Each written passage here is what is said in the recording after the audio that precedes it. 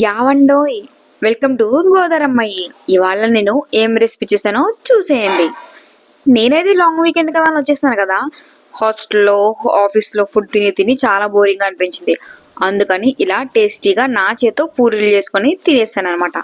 పూరీలకి కావాల్సిన పదార్థాలన్నీ చూసేయండి. ఒక కప్పు పూరీ పిండి అయితే వేసుకున్నానండి. ఈ పూరీ పిండిలోకి 2 టేబుల్ స్పూన్లు బొంబాయి రవ్వ అయితే వేసుకున్నాను. ఈ బొంబాయి రవ్వ అనేది పూరీ మెత్తగా ఉండకుండా క్రిస్పీగా ఉండడం కోసం బొంబాయి రవ్వ వేసుకుంటారు. దీంట్లోకి 1 టేబుల్ స్పూన్ సాల్ట్ కూడా వేసుకున్నాను. సాల్ట్ అనేది చూసుకుని వేసుకోండి, ఎందుకంటే పూరీ కూరలో కూడా మీరు మళ్ళీ సాల్ట్ వేసుకోవాలి కదా. సో సాల్ట్ అనేది 1 స్పూన్ వేసుకొని, ఇదిగో 1 కప్పు మిల్క్ అయితే వేసుకోవాలి. మిల్క్ ఒకేసారి వేసుకోకూడదండి, కలుపుకుంటూ కొద్ది కొద్దిగా వేసుకుంటూ ఉండాలి. ఇలాగా ఉండలు లేకుండా మొత్తం అంతా కలిసేట్టుగా పాలు వేసుకుంటూ కలుపుతూ ఉండాలండి. పూరీలు మెత్తగా అలానే బాగా పొంగుతూ ఉండాలి అంటే ఫస్ట్ పిండి కలపడంలోనే అసలైన తీరు ఉంటుంది. అందుకని పాలు కానీ నీళ్ళు కానీ ఎప్పుడు కూడా ఒకేసారి వేయకూడదు. ఇలా 10 లేదా 15 నిమిషాల వరకు పిండి అనేది కలుపుకుంటూ అలా మూత పెట్టేసి ఒక అరగంట సేపు అలా వదిలేయాలి. అరగంట తర్వాత తీసి చూస్తే ఇదిగోండి ఇలాగా పిండంతా కూడా మెత్తగా అయ్యి ఇలా సిలిండర్ షేప్లో అయితే చేసుకొని పూరీలు చేసుకునే పిండి మీద పిండంతా కలుపుకొని అలాగా బాగా ఒత్తుతూ ఉండాలంట. మీకు తెలుసా, హోటల్లో చేసేవాళ్ళు ఒక పూటంతా పిండిని నానబెట్టి దాని తర్వాత దాన్ని బాగా ఒత్తుతూ ఉంటారంటండి. అలా చేస్తేనే కానీ పూరీలు మెత్తగా అలాగే టేస్టీగా రాదు అని వాళ్ళు అంటూ ఉంటారు. కానీ మనకేంటంటే ఒక పూటంతా నానాలంటే మనకు టైం ఎక్కడుంది. అందుకని ముందుగానే నానబెట్టేసుకొని ఒక అరగంట సేపు నానబెట్టేసుకొని ఒత్తడం మాత్రం చాలా తేలిగ్గా ఒత్తేయాలి. కలపడం కూడా చాలా గట్టిగా కలుపుతూ ఉండాలి పూరీ పిండి. అప్పుడే అలా హోటల్ స్టైల్లో వస్తాయంట. ఇదిగో నేనైతే ఇలాగా పిండిని కట్ చేసేసి బాల్స్ కింద నేను రౌండ్గా చేసేస్తున్నాను.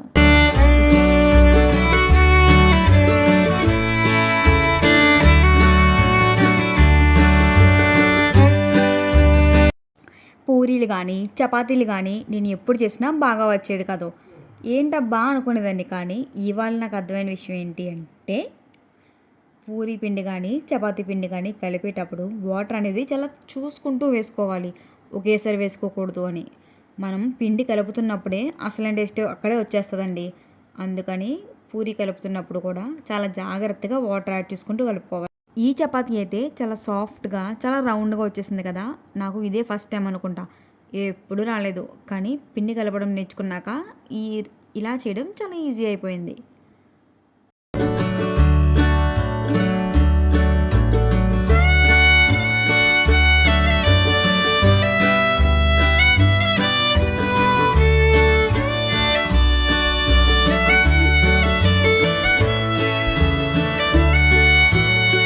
ఇప్పుడు పెనం బాగా వేడెక్కేసాక దానికి సరిపడా ఆయిల్ అయితే వేసేయాలండి. పూరి ములిగేంత వరకు ఆయిల్ అయితే వేయాలి. ఇంత అంత అని నేను చెప్పలేను. పూరి ములిగి పొంగేంత వరకు మనం ఆయిల్ అయితే వేయాలి. ఇలా వేసి ఆయిల్ బాగా మరుగుతూ ఉన్న టైంలోనే మనం ఆల్రెడీ చేసి పెట్టుకున్న పూరీలు అయితే ఉన్నాయి కదా, అవన్నీ కూడా బాగా మరిగి ఆయిల్లో ఇలా ఒక్కొక్కటి వదిలేయాలండి. మనం పూరి వేసేటప్పుడు ఇలా ఎందుకు అంటామంటే, బబుల్స్ ఉన్నా దాంట్లో ఏదైనా డస్ట్ ఉన్నా వెంటనే పోయి అలా సాఫ్ట్గా అయిపోయి ఇదిగో ఇలా వదిలేయాలి. ఇలా ఉన్నప్పుడు వేడి వేడి నూనెలో సగతగలగానే పూరి అనేది పొంగుతూ ఉంది. ఒకేసారి పొంగకపోయినా ఏం కంగారు పడక్కర్లేదు. అలా టర్న్ చేసి ఒక 2 మినిట్స్ ఉంచితే పూరి చాలా హైట్గా పొంగి భలే ఉంటుందండి చూడడానికి. టేస్ట్ కూడా ఈ పూరి అయితే అదిరిపోయింది. ఇదిగో ఇలా పూరి అనేది బాగా పొంగుతూ ఉంటుంది.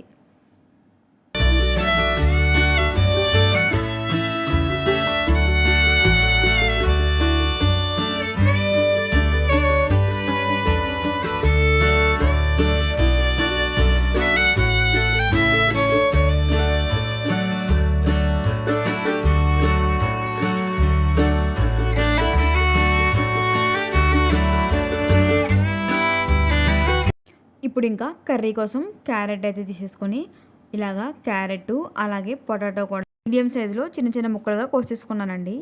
ఇలా కోసేసుకొని అవి వాటి